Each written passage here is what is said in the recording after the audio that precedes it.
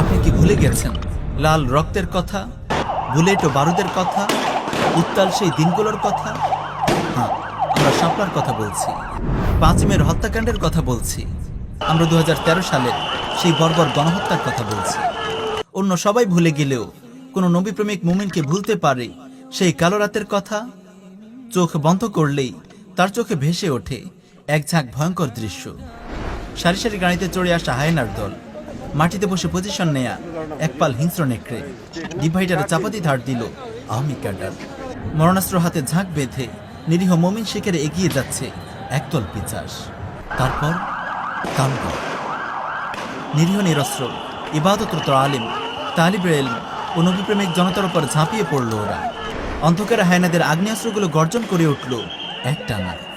রাজপথে কাতরালো কত মুমিন, রক্তের ওপর গড়াগড়ি খেল মুসলিম তরুণ। কাটা মুরগির মতো ছটপট করল আলিমের গুলিবিদ্ধ শরীর, রক্তে ভেসে গেল রাস্তা। হায়নাগুলো সাপের মতো পিটিয়ে মারল তালিবের ইলমদের। গুলিবিদ্ধ লাশের ওপর চলল নৃত্য। শোনা গেল আহত মুমিনের গোঙানি, গাড়িতে তোলা হলো লাশ। বর্বর এই দৃশ্যগুলো যখন মুমিনের স্মৃতিতে জেগে ওঠে, রাগে ক্ষোভে শোকে সে পাগল হয়ে যায়। মনের অজান্তেই মুষ্টিবদ্ধ হয়ে যায় তার হাত। শাপলার খনি তাগুত সরকার চেষ্টা করেছে কমিশনারদের পানিতে তার রক্তাক্ত হাত ধুয়ে ফেলতে। দাজ্জাল মিডিয়া চেষ্টা করেছে শাপলাকে মিথ্যার চাদরে ধামাচাপা দিতে। আর গাদ্দারগুলো বারবার চেষ্টা করেছে আমাদের স্মৃতি থেকে শাপলাকে মুছে দিতে। কিন্তু তারা জানে না শাপলা মিশে আছে আমাদের স্বপ্নে, শাপলা জেগে আছে আমাদের চেতনায়, শাপলা সঙ্গী হবে আমাদের আগামীর পথ চলায়। প্রিয় দর্শক, চলুন আপনাদেরকে একটু ঘুরিয়ে আনি নিকট অতীত থেকে। একটু খুলে বলি কেন ও কিভাবে গড়ে উঠেছিল হেফাজত আন্দোলন।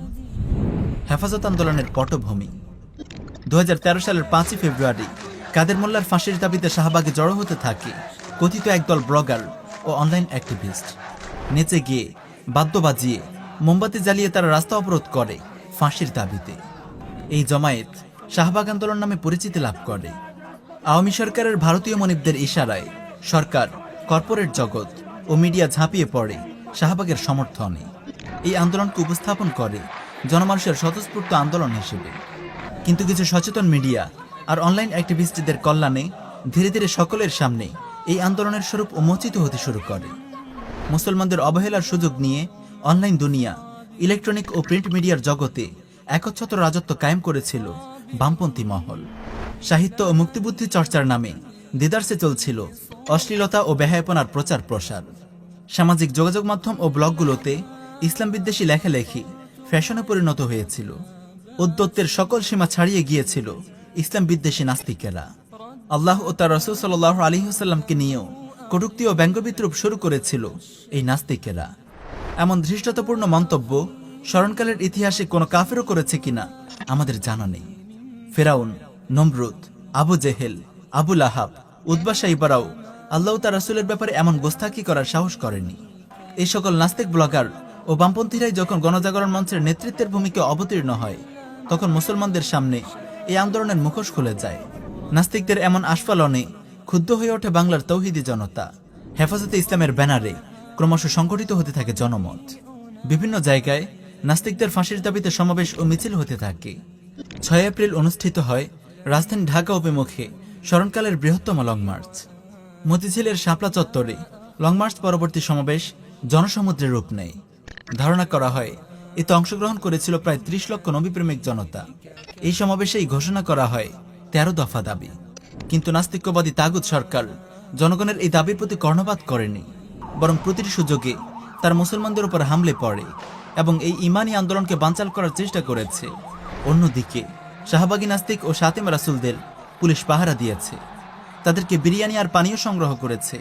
ফলে তাওহিদি জনতার সঙ্গে তাগুত সরকারের সংঘাত অনিবার্য হয়ে পড়ে। প্রিয় দর্শক, এই আন্দোলন কতদূর গড়িয়েছিল, অবশেষে কি হয়েছিল এই আন্দোলনের পরিণতি? চলুন সংক্ষেপে লং মার্চ পরবর্তী ঘটনা প্রবাহের ওপর আলোকপাত করা যাক। লং মার্চ পরবর্তী ঘটনা প্রবাহ ও শাপলা চত্বরের গণহত্যা। লং মার্চ পরবর্তী সমাবেশ থেকে সরকারকে আলটিমেটাম দেয়া হয়, 30 এপ্রিলের মধ্যে যদি 13 দফা দাবি মেনে নেওয়া না হয় তাহলে 5 মে ঢাকা অবরোধ করা হবে। এপ্রিল মাস জুড়ে দেশের 64 জেলায় হেফাজতের ব্যানারে অনুষ্ঠিত হতে থাকে বিশাল বিশাল সমাবেশ ও বিক্ষোভ মিছিল। সংগঠিত হতে থাকে জনমত, জনতা প্রস্তুতি নিতে থাকে ঢাকা অবরোধের। অবশেষে বিদায় নেয় আন্দোলন মুখর এপ্রিল, আর পা করে এগিয়ে আসে সেই উত্তাল মে। 5 মে পুরো দেশ থেকে জনতার ঢল নামে ঢাকা অভিমুখে। ঢাকার প্রবেশ মুখের 6টি পয়েন্টে অবস্থান নেয় নবীপ্রেমিক জনতা। দুপুরের দিকে রহস্যময়ভাবে অবরোধ ছেড়ে শাপলা চত্বরের সমাবেশের ঘোষণা দেয়া হয়। শাপলা চত্বরের দিকে রওনা হয় দলে দলে জনতা। প্রতিমধ্যে তাদের উপর আক্রমণ করে পুলিশ আওয়ামী ক্যাডাররা। পুলিশের বুলেটে ঝরে পড়ে 4-5টি তাজা প্রাণ। তবুও সব বাধা বিপত্তি পেরিয়ে অবশেষে শাপলা চত্বরে অনুষ্ঠিত হয় স্মরণকালের বৃহত্তম মহাসমাবেশ। সমাবেশ থেকে হঠাৎ ঘোষণা করা হয় অবস্থান কর্মসূচি। ধারণা করা হয় এসব আকস্মিক সিদ্ধান্তের পেছনে কলকাঠি নাড়ছিল হেফাজতের ভেতর লুকিয়ে থাকে কিছু গাদ্দার। তাওহিদি জনতার রক্তে নিজেদের রাজনৈতিক উচ্চাভিলাষ ও ক্যারিয়ারের খেতে পানি দিতে চেয়েছিল এই গাদ্দারেরা। এই ধারণার পেছনে শক্তিশালী বেশ কিছু কারণ আছে যা পর্যবেক্ষকদের কাছে অজানা নয়। আল্লাহ তাআলাই ভালো জানেন প্রকৃত ঘটনা কি। তবে এখানে গাদ্দারদের পরিচয় স্পষ্ট করা না হলেও পরবর্তী ঘটনা প্রবাহ আপনাদের সামনে খুলে দেবে গাদ্দারদের কালো মুখোশ। তাগুতের পাঁচাটা যে গোলাম, যেই মৌলবী শাহবাগী নাস্তিকদের সঙ্গে একাত্মতা ঘোষণা করেছিল এবং কথিত 1 লক্ষ আলেমের জালিয়াতি ফতোয়া বের করেছিল, তার পরিচয় নিশ্চয়ই আপনাদের সামনে স্পষ্ট করার দরকার নেই। তাই প্রিয় দর্শক, সামনে চলুন, আমরা আসল ঘটনার দিকে যাই।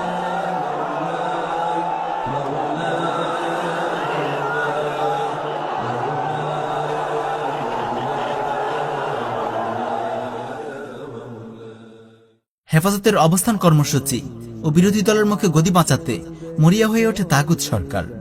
সন্ধ্যা গড়িয়ে রাত নামে। তাগুত সরকার বারবার কঠোর হুমকি দিলেও অজ্ঞাত কারণে অপরিকল্পিত অবস্থান কর্মসূচির সিদ্ধান্ত পাল্টানো হয় না। রাত 2টার দিকে শাপলা চত্বরে এক বর্বর হত্যাযজ্ঞ চালায় পুলিশ, র্যাব ও বিজিবির সমন্বয়ে গঠিত তাগুত সরকারের সম্মিলিত পেটোয়া বাহিনী, যার নাম অপারেশন ফ্ল্যাশ আউট। পুলিশের পক্ষ থেকে এই অপারেশনের নাম দেয়া হয় অপারেশন সিকিউরড শাপলা, আর বিজিবির পক্ষ থেকে নাম দেয়া হয় অপারেশন ক্যাপচার শাপলা। রাষ্ট্রীয় বাহিনীর পাশাপাশি এই কলঙ্কিত হামলায় অংশগ্রহণ করে যুবলীগ ও বিভিন্ন ভারতীয় এজেন্ট। নিরীহ নিরস্ত্র জনতা, আলিম ওলামা ও তালিব ইলমের উপর অত্যাধুনিক মরণাস্ত্র নিয়ে ঝাঁপিয়ে পড়ে হাজার হাজার মানুষরূপী হয় না। রক্তের বন্যায় ভেসে যায় শাপলা চত্বর। মুমিনের লাশ ছড়িয়ে ছিটিয়ে থাকে এখানে সেখানে। আক্রান্তদের আর্তচিৎকার আর আহতদের গঙ্গানিতে ভারী হয়ে ওঠে চারপাশের পরিবেশ। শহীদদের লাশগুলোকে টেনে তোলা হয় সামরিক ট্রাকে। তারপর কোথায় নিয়ে যাওয়া হয় কেউ জানে না। 6 মে ভোর 4টা পর্যন্ত চলে এই বর্বর অপারেশন।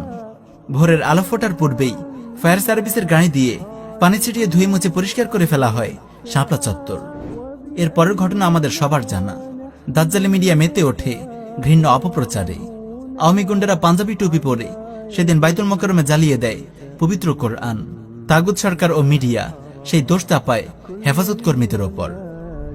শাপলা চত্বরের মুমিনদের অর্জন। অনেক অবুঝ ভাই মনের অজান্তেই হয়তো ভাবেন শাপলার রক্ত বিফলে গেছে। ওয়াল্লাহি, এই ধারণা ভুল। শহীদের রক্ত কখনো বৃথা যায় না, কিয়ামত পর্যন্ত কখনো যাবেও না।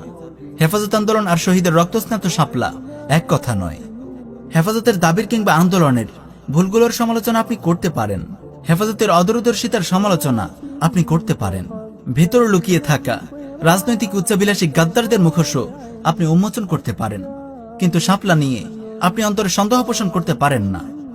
শাপলার কালো রাতের পর বাংলাদেশে ঘটে যায় এক অদৃশ্য বিপ্লব। জাহিলিয়াতের অন্ধকারে মগ্ন হয়ে থাকা অনেক তরুণকে ধাক্কা দিয়ে জাগিয়ে তোলে শাপলা চত্বর। প্রথা প্রচলন আর অন্ধ অনুসরণের গোলকধাঁধায় ঘুরপাক খেতে থাকা অনেক মুখলিস বান্দার সামনে মুক্তির প্রকৃত রাস্তা স্পষ্ট করে দেয় শাপলা চত্বর। বাংলার মাটি 5 মের পর বিভক্ত হয়ে যায় শাপলা আর শাহবাগে। শাপলার ঘটনা এ ভূখণ্ডকে বিভক্ত করে দেয় ঈমান ও কুফরের 2টি ক্যাম্পে। একদিকে তাওহীদ ও নবী প্রেম, আর অন্যদিকে চেতনাবাজি আর নবীর অবমাননা। একদিকে ইসলাম ও শরিয়ার ভালোবাসা, আর অন্যদিকে সেকুলারিজম ও গণতন্ত্রের ভালোবাসা। একদিকে ইসলাম ও মুসলিম পরিচয়, অন্যদিকে কলকাতা থেকে ধার করে আনা বাঙালিয়ানা আর হিন্দুয়ানি সংস্কৃতি। যাদের মনে শাপলার অর্জন নিয়ে সংশয় আছে তারা একটু গভীরভাবে লক্ষ্য করলেই দেখতে পাবেন শাপলার মোবারক এই রক্ত প্রিয় মাতৃভূমি বাংলাদেশের জন্য নিয়ে এসেছে আসমানি রহমতের অনিশ্চের ঝর্ণাধারা। কিশোর তরুণ, তালিবে ইলম, আলিম ওলামা, আজ সবার হৃদয়ে ইরদাদ ও জিহাদের এই অবিনাশী চেতনা কোথা থেকে এলো? কিভাবে সৃষ্টি হলো ইরদাদ ও জিহাদমুখী এই অপ্রতিরোধ স্রোত? কেন শত অপপ্রচার, হুমকি ধমকি, অপব্যাখ্যা আর অযাচিত মুরব্বিগিরি করে গিয়েও এই স্রোতকে ঠেকানো যাচ্ছে না? সুহাদায়ে শাপলার এই রক্ত ইরদাদ ও জিহাদের জন্য বাংলার ভূমিকে কতটা উর্বর করে তুলেছে তা কি আপনি দেখতে পাচ্ছেন না? সুহাদার রক্ত এমনই, যেখানে এই পবিত্র রক্ত ঝরবে সেখানেই ইরদাদ ও জিহাদের জন্য বিস্ময়করভাবে প্রস্তুত হয়ে উঠবে ভূমি। মনে রাখবেন, ইসলাম জিন্দা হোতা হে হর কারবালা কে বাদ। গণতান্ত্রিক আন্দোলন বনাম নববী চিকিৎসা। হেফাজতের 13 দফার সব দফা নিয়ে আমরা আজ বিশ্লেষণে যাব না। বাংলাদেশ সংবিধানের কুফরে নিয়ে আমরা আলাদা ডকুমেন্টারি নির্মাণ করব ইনশাআল্লাহ। তারপর বাংলাদেশে প্রচলিত ইসলামী আন্দোলনগুলোর যথার্থতা, শরিয়াহ ও বাস্তবতার আলোকে তুলে ধরা হবে ইনশাআল্লাহ।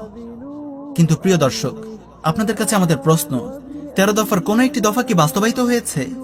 এত কোরবানি, এত রক্তের পর তাগুত সরকারের কাছ থেকে কি কোন একটি দাবি বাস্তবায়ন করানো গেছে? তাগুতের বেঁধে দেয়া বাক্সের ভেতরে নিয়মতান্ত্রিক পথে হেঁটে কি কোনো ফল এসেছে? তাগুত সরকার কি কোনো অবমাননাকারীর বিচার করেছে, নাকি নাস্তিক ব্লগারদের সরকারি খরচে নিরাপত্তা দিয়েছে? তাগুত সরকার কি কোন নাস্তিক ব্লগারকে উপযুক্ত শাস্তি দিয়েছে, নাকি শাপলার পরে গত 7 বছরে জেলখানাগুলো মুমিনদেরকে দিয়ে পূর্ণ করা হয়েছে? নবীর সম্মান রক্ষায় আন্তরিক আবেগ থেকে যে পথ বেছে নেওয়া হয়েছিল, সেই পথে কি নবীর সম্মান রক্ষা করা গেছে? যে তাগুত সরকারের কাছে অবমাননাকারীদের বিচারের দাবি করা হয়েছিল, সেই সরকারের প্রধান হাসিনা রাসূলুল্লাহ সাল্লাল্লাহু আলাইহি ওয়াসাল্লামকে নিয়ে জঘন্য কটূক্তি করা রাজীব ওরফে থাবা বাবাকে দ্বিতীয় মুক্তিযুদ্ধের প্রথম শহীদ বলে ঘোষণা করে। যে সংসদে আইন পাশের দাবি করা হয়, সেই সংসদে আল্লাহর রাসূলের অবমাননাকারীর মৃত্যুতে শোক প্রকাশ করা হয়। যে তাগুত সরকার নবী অবমাননাকারীদেরকে পুলিশি প্রহরায় নিরাপত্তা দেয় আর আন্দোলনরত নবীপ্রেমিক জনতাকে পাখির মতো গুলি করে হত্যা করে। যে তাগুত সরকার শাতেম রাসূলদেরকে শহীদ বলে, তাদের কাছে নবী অবমাননার বিচার চাইতে যাওয়া কতটুকু যৌক্তিক? তাগুতের কাছ থেকে অনুমতি নিয়ে, তাগুতের সীমারেখা মেনে তাগুতের বিরুদ্ধে এই আন্দোলন কি নির্বুদ্ধিতা নয়? যে কুফরি সংবিধান কোরআনকে পেছনে ছুড়ে ফেলেছে, সেই নাপাক সংবিধানের কাছে কোন মুসলমানের কি চাওয়া থাকতে পারে? এই প্রশ্নের উত্তর আপনারা সবাই জানেন। এই রাস্তায় হাঁটার ফলাফল কি তা আপনারা বুঝেন। এবার আমরা অন্য একটি রাস্তার দিকে তাকাই। ইসলামী শরিয়া নবী অবমাননাকারীদের জন্য সুস্পষ্ট বিধান দিয়েছে, শাতেম রাসূলকে যে যেখানে পায় সেখানেই হত্যা করবে। এটি উম্মতের উপর ফরজে কেফায়া, এর জন্য কারো অনুমতিরও দরকার নেই। সে রাসূলুল্লাহর অবমাননা করে নিজের নিরাপত্তা নিজেই বিঘ্নিত করে। শাতেম রাসূলদের জন্য হত্যার এই বিধান আজ নতুন নয়, রাসূলের যুগ থেকেই চলে আসছে। রাসূলুল্লাহ সাল্লাল্লাহু আলাইহি ওয়াসাল্লাম কুখ্যাত শাতেম রাসূল কাব বিন আশরাফ ও আবু রাফিকে গুপ্ত হত্যার জন্য মুজাহিদ বাহিনী পাঠিয়েছিলেন। রাসূলুল্লাহর সরাসরি নির্দেশ ও নির্দেশনায় হযরত আব্দুল্লাহ বিন আতিক রাদিয়াল্লাহু আনহু ও তার দল শাতেম রাসূল আবু রাফিকে হত্যা করে। মুহাম্মদ বিন মাসলামা রাদিয়াল্লাহু আনহু ও তার দল শাতেম রাসূল কাব বিন আশরাফকে হত্যা করে ইসলামের ইতিহাসে অমর হয়ে আছেন। রাসূলের যুগে সাহাবীরা শাতেম রাসূলদেরকে হত্যা করতেন, আর এই জন্য তারা রাসূলুল্লাহর অনুমতি নেওয়ারও প্রয়োজন বোধ করতেন না। এই ধরনের অনেক ঘটনা সংরক্ষিত আছে সিরাতের পাতায়। প্রিয় ভাই, এটিই আর তিব্বুন নববী, এটি শাতেম রাসূলদের জন্য নববী চিকিৎসা, এটি একমাত্র ফলপ্রসূ চিকিৎসা। প্রিয় ভাই, প্রিয় নবীর অবমাননাকারী শাহবাগী এই কুলাঙ্গারদেরকে শায়েস্তা করার একমাত্র উপায় হলো নববী চিকিৎসা। আর সেই নববী চিকিৎসাই করেছেন একদল নবী প্রেমিক দুঃসাহসী মুসলিম তরুণ। আব্দুল্লাহ বিন আতিক ও মুহাম্মদ বিন মাসলামা রাদিয়াল্লাহু আনহুমের গৌরবের উত্তরসূরিরা কুপিয়ে জাহান্নামে পাঠিয়েছেন কুলাঙ্গার বেয়াদব শাতেম রাসূলদের। প্রায় 14টি অপারেশনে নিহত হয়েছে 10-এরও বেশি নবী অবমাননাকারী শাতেম রাসূল। নববী চিকিৎসার প্রভাবে শাতেম রাসূলরা আতঙ্কিত হয়ে পড়ে, দলে দলে দেশ ছেড়ে পালায়, অনেকে গা ঢাকা দেয়। আল্লাহ রাব্বুল আলামিন এই বাহাদুর মুমিন তরুণদের কবুল করুন। এই দুই পথের পার্থক্য স্পষ্ট। এই ব্যাপারে আলোচনার ইতি টানার আগে শেষ একটি কথা রেখে যাই। অর্থহীন গণতান্ত্রিক আর নিয়মতান্ত্রিক আন্দোলনে কত শত ভাইকে প্রাণ দিতে হলো, চিরদিনের জন্য পঙ্গু আর অন্ধ হতে হলো, তা আজও আমরা জানি না। কিন্তু এত কোরবানির পরও দাবি অর্জিত হলো না। অথচ যদি রাসূলুল্লাহ সাল্লাল্লাহু আলাইহি ওয়াসাল্লামের নির্দেশিত কর্মপদ্ধতি অনুসরণ করা হতো তাহলে অল্প কোরবানিতেই বিশাল ফল পাওয়া যেত, যার বাস্তব প্রমাণ আমাদের সামনে আছে। অল্প কজন মুমিন যখন আল্লাহ তার রাসূলের দেখিয়ে দেয়া বিধান বাস্তবায়ন করে তখন কত বড় ফল আসে তা আমরা দেখেছি। শাপলা থেকে তাই সবচেয়ে বড় শিক্ষা হলো কাফেরদের শেখানো গণতান্ত্রিক ও নিয়মতান্ত্রিক আন্দোলন এক অর্থহীন ও অকার্যকর পথ। কিয়ামত পর্যন্ত যে পথে হেঁটে ইসলাম ও মুসলমানদের প্রকৃত দাবি ও স্বার্থ সংরক্ষণ করা যাবে না। শাপলার সেই কালো রাতের পর অতিবাহিত হয়েছে 7 বছর, কিন্তু এই গুরুত্বপূর্ণ শিক্ষা কি আমরা অনুধাবন করতে পেরেছি? শুকরিয়া মাহফিল আমাদের আত্মপ্রবঞ্চনা। যেসব গাদ্দার হেফাজতের ইমানি আন্দোলনকে নিজ নিজ রাজনৈতিক ক্যারিয়ারের স্বার্থে ব্যবহার করতে চেয়েছিল, শাপলা চত্বরে হত্যাকাণ্ডের পর আমরা তাদেরকে সঠিকভাবে চিহ্নিত করে বহিষ্কার করতে পারিনি। বড়দের ছায়ায় বসে তারা ঠিকই তাদের স্বার্থের কলকাঠি নেড়েছে, আজও নেড়ে যাচ্ছে। প্রদীপের নিচে জমে থাকা অন্ধকারে বসে এই মুনাফিকরা যুগে যুগে ইসলামের এত বেশি ক্ষতি করেছে যা বলে শেষ করা যাবে না। শাপলা চত্বর পরবর্তী ঘটনা প্রবাহে আমরা দেখি এই গাদ্দার চক্র সম্মিলিতভাবে হেফাজতকে নিয়ে গেছে এক ভয়ঙ্কর পথে। বাতিলের কূটবুদ্ধি সম্পর্কে অসচেতন আমাদের সরমনা বয়োবৃদ্ধ মুরব্বীদের দিয়ে তারা এক গভীর চক্রান্তের ছক কষেছে। শাপলার খনি তাগুতের সঙ্গে গোপনে আতাত করে শাপলার রক্ত, শাহাদাত ও কোরবানির ইতিহাসকে মুছে ফেলার ঘৃণ্য ষড়যন্ত্র শুরু করে এই গাদ্দারেরা। কমিশনদের স্বীকৃতির পথ ধরে তারা দেশের ইসলামী অঙ্গন রচনা করে আত্মপ্রবঞ্চনা, মুনাফিকি ও আত্মঘাতের এক লজ্জাজনক ইতিহাস। এই ঘৃণ্য ষড়যন্ত্রের কিছুটা জনগণের সামনে আসে 8 নভেম্বর 2018 ঈসাই সনে সোহরাওয়ার্দী উদ্যানে আয়োজিত শুকরানা মাহফিলে। এই দিন গাদ্দাররা আমাদের সর্বজন শ্রদ্ধেয় মুরব্বীদেরকে নির্মমভাবে কলঙ্কিত করে এদেশে ইসলামের ইতিহাসকে। আপনারা দেখেছেন গাদ্দাররা কিভাবে সেদিন গায়রতের জানাজা বের করেছিল। ইতিহাসের কলঙ্কের জন্য এতটুকুই যথেষ্ট ছিল যে শাপলার খনি একজন তাগুত ফাসেক বিবর্তা নারীর সঙ্গে আমরা একই মঞ্চে বসেছি। তবুও সেদিনের 2-1টি বক্তব্য আপনাদের শোনাই। আমাদের বেগায়রতি আর নির্লজ্জতা কোথায় গিয়ে পৌঁছেছে তার কিছু নমুনা দেখুন। তাগুত হাসিনার সামরিক সচিব মেজর জেনারেল মিয়া মোহাম্মদ জয়নাল আবেদিন সেদিন বলে, 5ই মে 2013 সালের 5ই মে সম্পর্কে অনেক মিথ্যাচার করা হয়েছে এবং বিভ্রান্ত ছড়ানো হয়েছে, এখনো হচ্ছে। ওই দিন মাননীয় প্রধানমন্ত্রীর নির্দেশনা ছিল সুস্পষ্ট, আলেম ওলামা এবং কোমলমতি শিক্ষার্থীদের যেন কোনো রকম ক্ষতি না হয়। আমাদের আইন শৃঙ্খলা বাহিনী সেই নির্দেশনা মাথায় রেখে অত্যন্ত ধৈর্যের সাথে এবং পেশাদারি দক্ষতার সাথে পরিস্থিতি সামাল দিয়েছেন। কেউ আজ পর্যন্ত হতাহতের সঠিক তালিকা দিতে পারেনি। 2-1 জনের নাম বলা হয়েছিল, আমরা ইনকোয়ারি করে দেখেছি উনি বেঁচে আছেন, মাদ্রাসায় শিক্ষকতা করে যাচ্ছেন। সব অপপ্রচারই ভুল এবং মিথ্যা বলে প্রমাণিত হয়েছে। তাই আমি বলবো এসব মিথ্যাচার আপনারা বিভ্রান্ত হবেন না। প্রিয় ভাইয়েরা, হাজার হাজার ওলামা তলাবার সামনে শাপলার রক্তকে অস্বীকার করা হলো, আমাদের নবীপ্রেমিক মুমিন ভাইদের শাহাদাতকে অস্বীকার করা হলো, হাজার হাজার হাত পা চক্ষু হারানো পঙ্গু ভাইদের কোরবানিকে অস্বীকার করা হলো, কিন্তু বিশাল ওলামা মাহফিলের কারো গায়রত জাগেনি। কেন জাগেনি তার উত্তর আমাদের কাছে নেই। তবে শুধু একটি প্রশ্ন আমরা জিজ্ঞেস করতে চাইব, হাসরের ময়দানে যখন শাপলার শহীদদের সঙ্গে শুকরানা মাহফিলের লোকদের দেখা হবে তখন তারা কিভাবে মুখ দেখাবেন? শুধু এতটুকুতে ক্ষান্ত হলে না হয় মানা যেত, কিন্তু স্বার্থের লোভে অন্ধ এই মাওলানারা এই দিন ন্যাক্কারজনক সব মন্তব্য করে। এই 14 লক্ষ শিক্ষার্থীর জননীর ভূমিকা আপনি পালন করেছেন। আজকে আমি এই মহা কওমি সমুদ্রে আমি ঘোষণা করতে চাই, আপনি কওমি জননী। আজ থেকে আপনাকে এই উপাধি দিলাম, আপনি কওমি জননী। কওমির খুনে যখন কওমি জননী তখন আর আমাদের বলার কিছু থাকে না, তাই এ ব্যাপারে কোনো মন্তব্য করব না। শুকরানা মাহফিলের অন্যান্য বক্তাদের লজ্জাজনক বক্তব্য শুনিয়ে আপনাদের সময় নষ্ট করব না। আপনারা চাইলে ইউটিউব থেকে শুনে নিতে পারেন। তবে এতটুকু বলবো, গাদ্দার ও মুনাফিকদের এই সাফল্যে এবং শুকরানা মাহফিলের এই বেগায়রতি ও আত্মপ্রবঞ্চনা আমাদের হৃদয়ে রক্তক্ষরণ ঘটিয়েছে, আমাদেরকে কলঙ্কিত ও লজ্জিত করেছে। কওমি সনদ নিয়েও আপাতত কোনো মন্তব্য করতে চাই না। এর লাভ লোকসান আপনারা নিজের চোখে দেখেছেন, বেঁচে থাকলে আরো দেখবেন। আমাদের আহ্বান, তাগুতার গাদ্দাররা আমাদেরকে শাপলা চত্বরের কথা ভুলিয়ে দিতে চায়। মুমিন কখনো তার ভাইয়ের রক্তের কথা ভুলে না। শাপলা আমাদের হৃদয়ে প্রেরণার মিনার হয়ে বেঁচে থাকবে আজীবন। আমরা কখনো শাপলাকে ভুলে যাব না।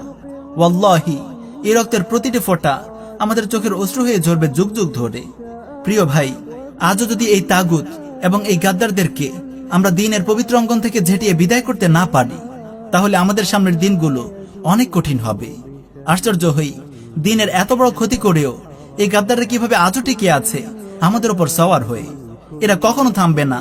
এরা ততদিন এই গাদ্দারি করে যাবে যতদিন না আমাদের দুর্গগুলোর ওপর তারা কুফর জাতীয়তাবাদের ঘৃণ্য পতাকা উড়াবে, যতদিন না তারা আমাদের সিলেবাসে পাশ্চাত্য শিক্ষার নাপাক পরশ বুলাবে। তারা ততদিন গাদ্দারি করে যাবে যতদিন না আমাদের গলার রশিগুলো জড়ো করে তাগুতের হাতে তুলে দেবে। প্রিয় ভাইয়েরা, সবশেষে আমরা আপনাদেরকে আহ্বান জানাই তন্ত্রমন্ত্রের গোলকধাঁধা থেকে বেরিয়ে আসতে। গণতন্ত্র ও নিয়মতান্ত্রিকতার অর্থহীনতা অনুধাবন করুন।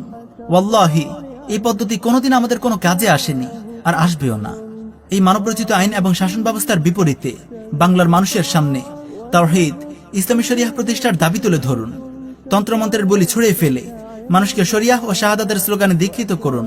সেকুলারিজম ও গণতন্ত্রের জাহিলিয়াত ছেড়ে পরিপূর্ণ ইসলামের দিকে ফিরে আসুন এবং মানুষকে ডাকুন। আমরা আপনাদেরকে আহ্বান করি আল্লাহর নবীর দেখিয়ে দেয়া পথে হাঁটার জন্য, তার নববী মানহাজের অনুসরণের জন্য, তাওহীদ ও জিহাদের পথে হাঁটার জন্য এই জনপদের মানুষগুলোকে প্রস্তুত করার জন্য। কারণ এ পথেই রয়েছে সম্মান, মর্যাদা ও বিজয়।